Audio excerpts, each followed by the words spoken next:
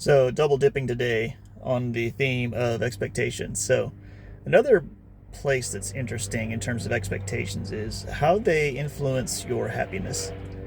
So, probably most of us have had a situation where we felt ill, we felt sick, maybe had an intense fever or something like that.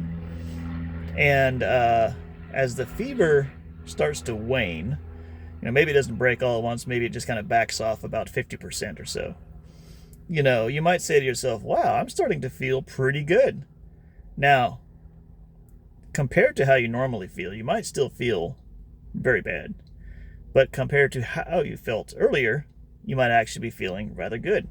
And so it's sort of like you had an expectation reset that occurred from, from this negative experience. And I think, the opposite is also possible, right?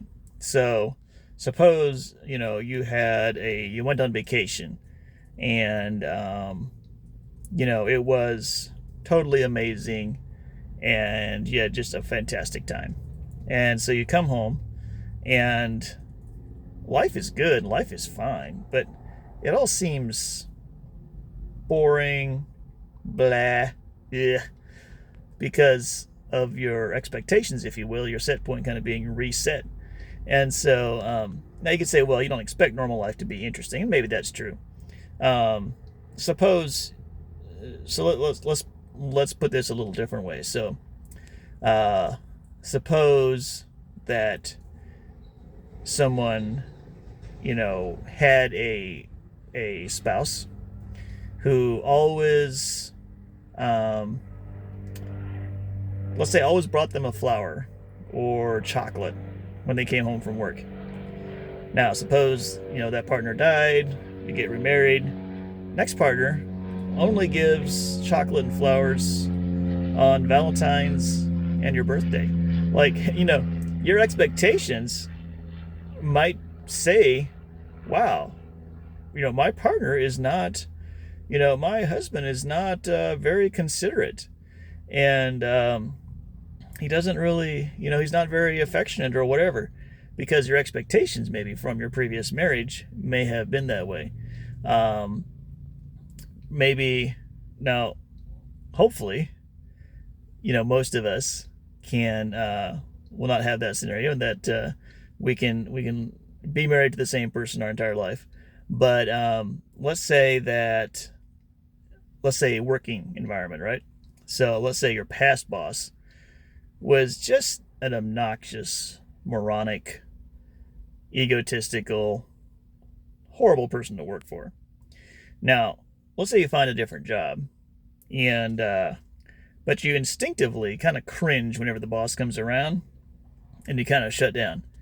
And because your expectation is that the boss is out to get me essentially, and so when your boss is not actually out to get you, number one, either you may fail to notice and you may attribute even his nice behavior as being bad, or you may be jarred by the fact that, oh, this person is not actually out to essentially harm me, right? Like this person is actually, this boss is actually a great guy or gal, and I can just relax and get my work done. So, but I think it is possible for us to, you know, to have certain expectations. Also, I think it's possible for social media, for the way we perceive others' lives to be, to set expectations for our own life.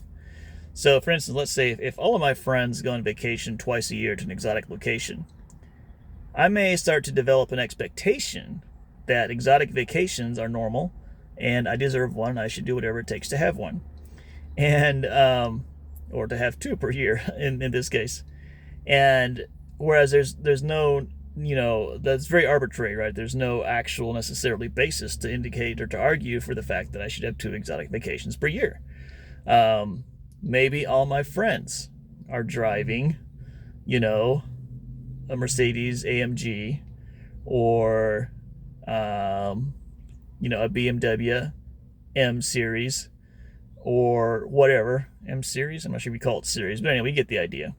they're driving luxury cars, but not just any luxury cars, like pretty nice luxury cars, brands at least. And so your expectation might be, well, I should drive one of those too.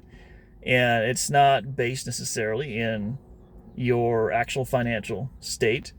It's not necessarily based on maybe you don't even love like high performance sedans. Maybe that's not even your thing. But you're like, I still want to get one because, you still have an expectation. I should be able to afford this and I deserve it. And it's an expectation that's set by society or the people around you, not something intrinsic to your life necessarily. So I think when it comes to relationships also, we may have this because people are usually posting their relational highlights on social media rather than the lowlights, which sometimes they do lowlights too, right? But then we can have this expectation that, wow, if my relationships aren't as like picture perfect as what these ones look like on social media, then my relationships must be worse than average, and it can set an expectation around what a relationship should be like. This is probably one thing that I don't know if worry is quite the right word, but I'm a little concerned about is that, for my daughters, that the romance in movies and TV, sets an unrealistic expectation for them about what it's like to be in a relationship. And on the one hand, you can say, well, that's good. You should have an expectation for your relationships to be romantic,